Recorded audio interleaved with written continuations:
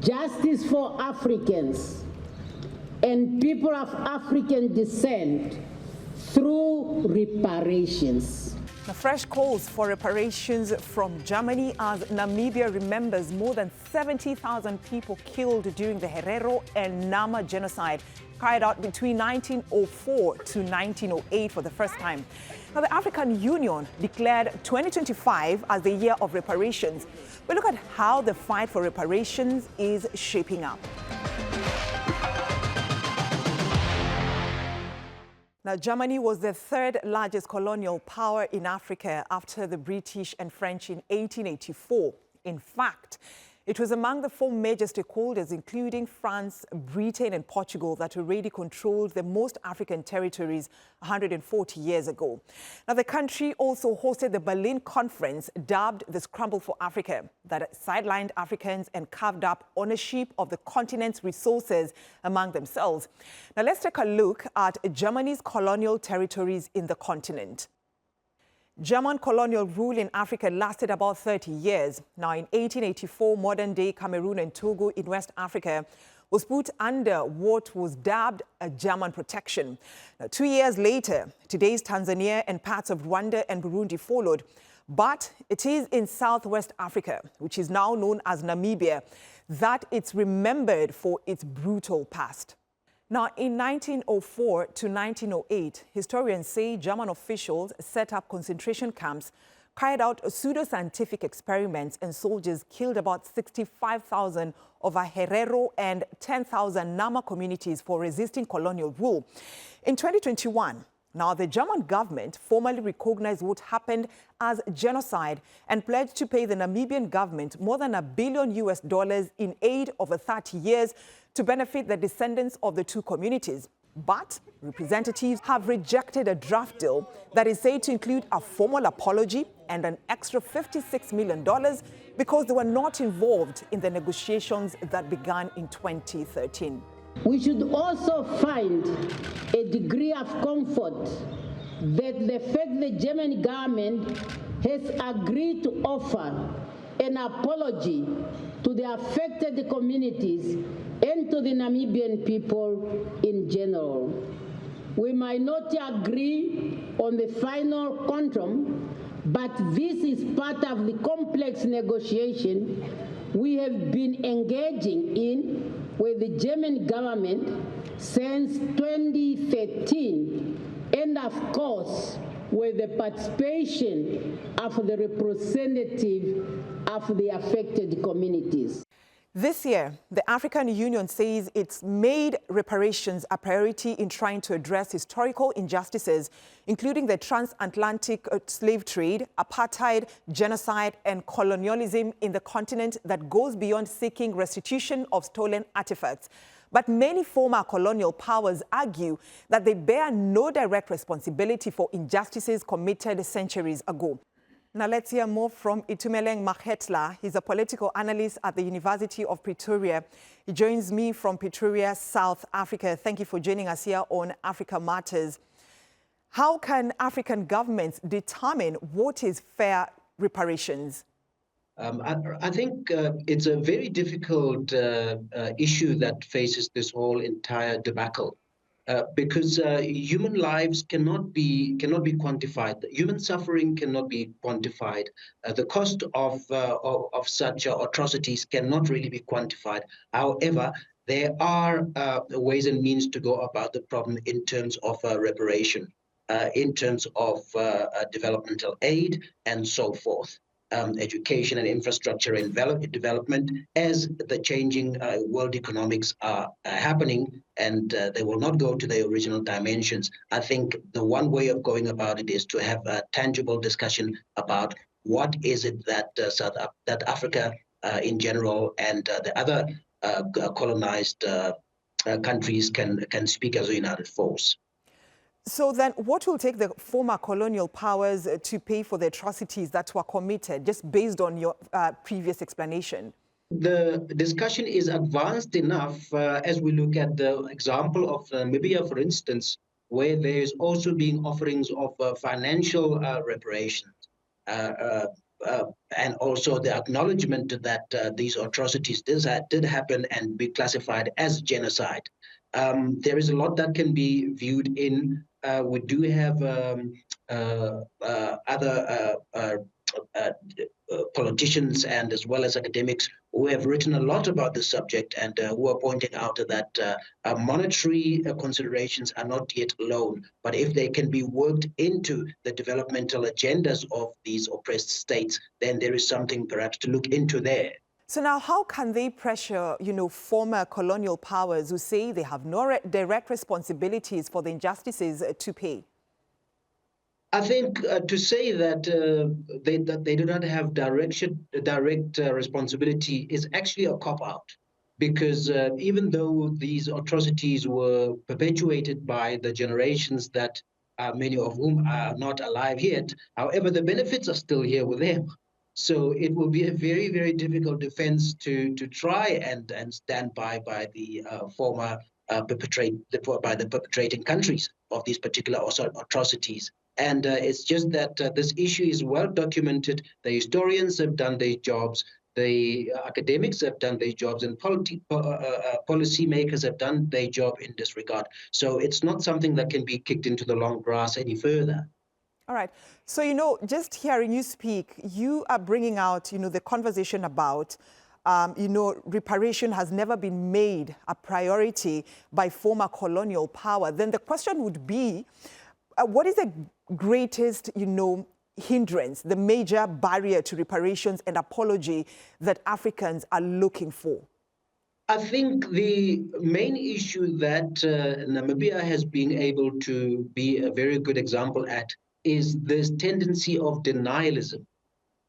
Denialism and the justifiers, the ones that even justify that colonialism had positive remnants on their victims. The truth of the matter is that these countries, these states have to acknowledge, and Germany and Namibia right now having reached that particular understanding that there must be a acknowledgement of the issue as well as an apology in order for that to go forward is a right step in the right direction. However, it seems as though we are still far from actually coming to the table inclusively.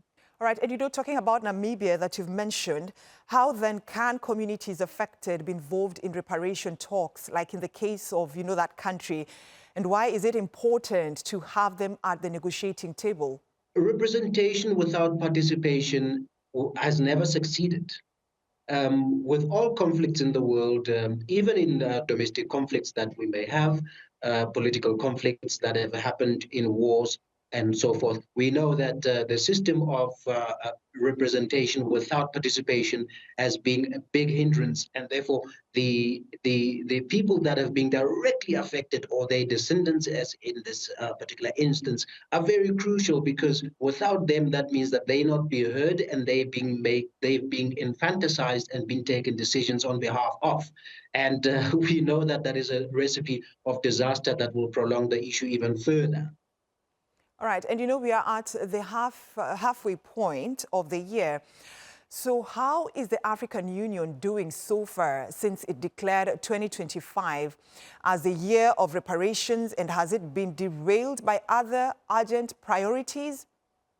The truth of the matter is that the political landscape of Africa and the African Union and all other regions, SADC, ECOWAS, and so forth, there will always be items on the table that pop up from now on, and long-standing ones, the wars, the conflicts, all sorts of things that we can think about. However, the fact that the African Union has declared this war as the issue, to bring to the fore the issue of reparations, is a huge step. And we can only expect that more will be built on top of this particular milestone. So I think in terms of just declaring this year, we have been attending the Africa Week celebrations and lots of lectures here at this very institution. And many of the speakers that are featured, the high-level speakers, they emphasize on the importance of this week and the talks of reparations in this regard. So I think the African Union has really, eventually come to the plate and said, well, now we need to now foster this particular conversation and now get on with it. All right, Itumeleng Mahetla, a political analyst at the University of Pretoria, thank you for talking to us here on Africa Matters. Still to come here on Africa Matters. I am Suleiman Barry. In this report, I'll be looking at the rapid spread of Mpox in Sierra Leone, infecting over 3,000 people.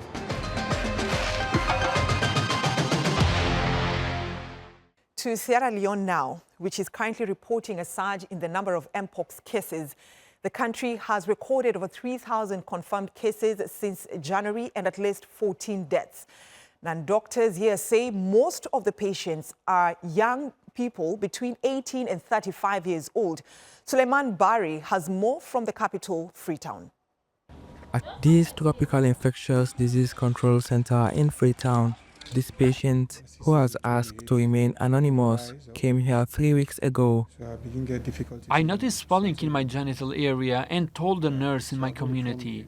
After checking me and seeing bubbles on my hands, she suspected Mpox and referred me to the 34 military hospital. It was a weekend, so I contacted another nurse I knew there, who advised me to come in on Monday.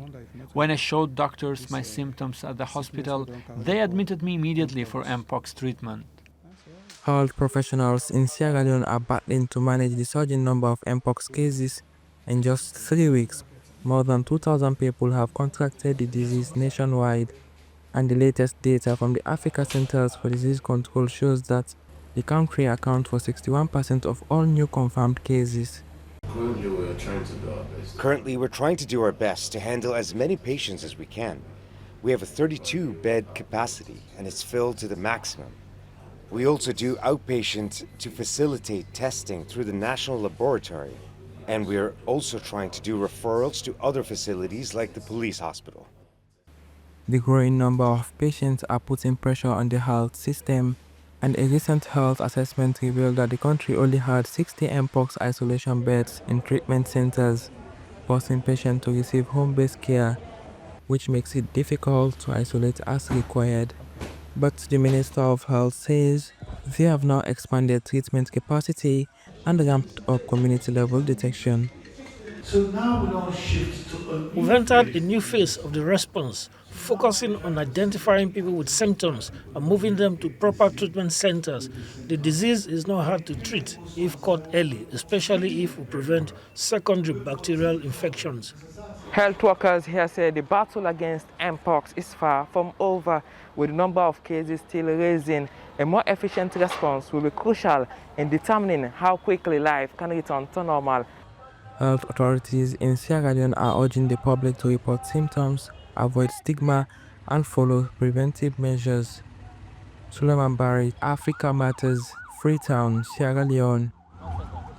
We head to Somalia, which was brought to life after African football legends took the stage on Tuesday, May 27th. Now, JJ Okocha, Emmanuel Adebayo, and Samuel Eto'o lit up Mogadishu Stadium in a moment that was more than a game. And Abdirahman Yusuf reports. Nigerian maestro Augustine JJ Okocha, once dazzling for Paris Saint-Germain, Togo's prolific striker Emmanuel Adebayo, a star at Arsenal and Manchester City, and Cameroon's goal-scoring legend Samuel Eto'o, a hero at Barcelona and Inter Milan. African football icons make history by playing football on Somali soil. We've been here obviously for all three of us. It's our first time being to Somalia. What a beautiful day. Decades of civil war silenced stadiums, leaving football on the sidelines. In the 1970s and 1980s, Somalia's national team competed in the Africa Cup of Nations, holding their own against continental giants. But when conflict erupted in 1991, the Somalia Premier League collapsed, and local footballers faced top teams only in exile, with their home games staged in neutral countries like Djibouti. For many years, Somalia had to play abroad to face top players. To now host global stars here on our own soil, this is a proud moment for the country. I am at the Mogadishu Stadium where there's an electric bus. Sporting history unfolds. African greats like JJ Okocha and Samuel Eto'o share the pretty Somali icons, not just for the love of the game, but to send a message. Beyond the rockets insecurity, they are offering a glimpse of a nation writing its future, one goal, one cheer at a time. For Somali fans, this is a rare and emotional moment. I remember watching Ito score against my favorite team in the UEFA final, and now he's here. I saw Somalia host international matches when I was a young girl. Seeing it again today, it's like watching the country stand on its feet once more. Since peace efforts stabilized part of the country, the Somali Premier League has been revived, with local clubs like Dekedaha and Benadir rebuilding. Fueled by investments in youth academies, refurbished pitches, and FIFA-backed programs. It's all part of a broader push to restore Somalia's place in African football. Today, fans showed that Somalis love sports. They want peace. They want unity. For us, as a ministry, this is a powerful beginning. We are aiming much higher. For many Somalis, this was arguably more than the beautiful game. It was a statement that Somalia is back on the pitch. Abdurrahman Yusuf, Africa Matters, Mogadishu, Somalia. Now imagine a gathering of over 15,000 individuals from more than 60 ethnic groups in a country where intercommunal violence is ongoing. But Sheila Pony tells us about a small South Sudanese tribe that is using its traditions to foster peace amid decades of conflict. When South Sudan gained independence from Sudan in 2011, Satmon Laku Philip had hoped that self-rule would finally bring much-needed peace to the world's newest nation. But just 2 years into liberation, the country plunged into a civil war that killed at least 400,000 people. And the UN mission in South Sudan says communal violence remains the key driver of conflict. The Pojulu is among minority groups in South Sudan with a population of over 200,000 people. But today it is trying to chart a path for peace in a conflict-ridden nation. Satimon is from the Pojulu community. We are the community leaders and we are advocating peace and together. So my message to other tribes, let them see what we have done and let them also do the same. The Pojulu remain one of the few tribes in South Sudan yet to engage in conflict with neighbors. They aim to pass on this message of peace. Tapping into a rich culture characterized by food and dance, the Pojulu Cultural Festival, now in its second year, provides the community with a platform for dialogue and shared experiences as part of a healing process. Vice President Josephine Laku is urging South Sudanese to embrace intermarriages to help resolve intercommunal conflict. If dance have failed, culture may succeed. Organizers hope such events will ease political tensions, which have been on the rise in the country since the first Vice President, Dr. Riek Machar, was put under house arrest in March. I know that there are pockets of instability, of insecurity in South Sudan, like any other African countries. It happens. But when you have a celebration like this, it showcases that there is peace in the country, even if there are challenges around the country, but the country is striving forward to create a better environment for peace and stability. People still carry with them the trauma from decades of violence.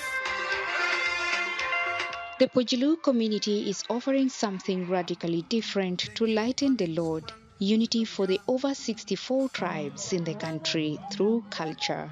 Sheila Pony, Africa Matters, Juba, South Sudan. Also tapping into culture for inspiration is a Lagos designer who is leading the charge in fusing tradition with eco-conscious innovation to prove that design and sustainability can coexist. She hopes to highlight the urgent need for sustainability in the fashion industry, which accounts for 2 to 8% of global carbon emissions. Romesa Choder has that story. Abasikeme Ukanire's needles move with precision. These creations are the cornerstone of her brand, which was born during the 2020 lockdown. But what started as a creative escape quickly evolved into a mission. I started thinking, okay, you know what if we have this kind of fashion where at the end of life we can just clip it, cut it, reduce it, and just use it in a flower pot, you know. And I know that for that to happen, it has to be done with fashions that are made from natural fibers. Abasikeme began searching for a material that could endure both design challenges and environmental scrutiny. Inspiration came in the form of raffia, a fiber traditionally used in local crafts and cultural rituals.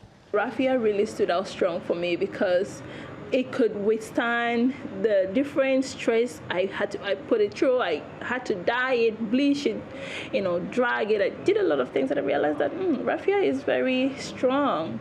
It's a very strong fiber, and so I now went further to make a vest with the raffia.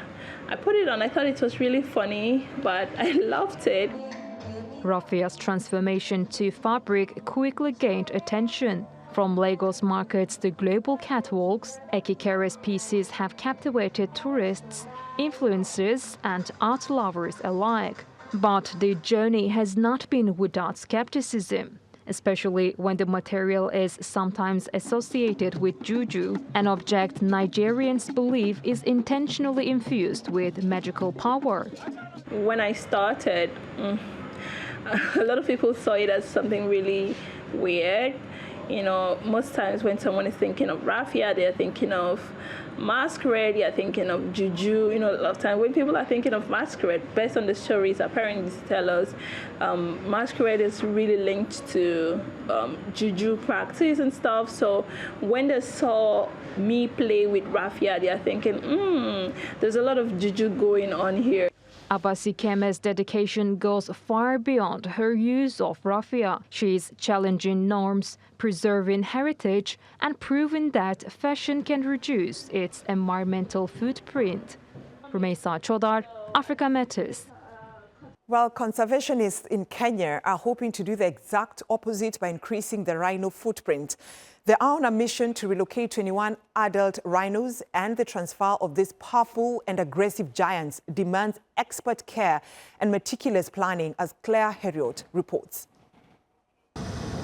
Once critically endangered, Kenya's rhinos are making a comeback. This black rhino has been released into its new home, a sanctuary in Laikipia County. Its transfer is part of a resettlement project.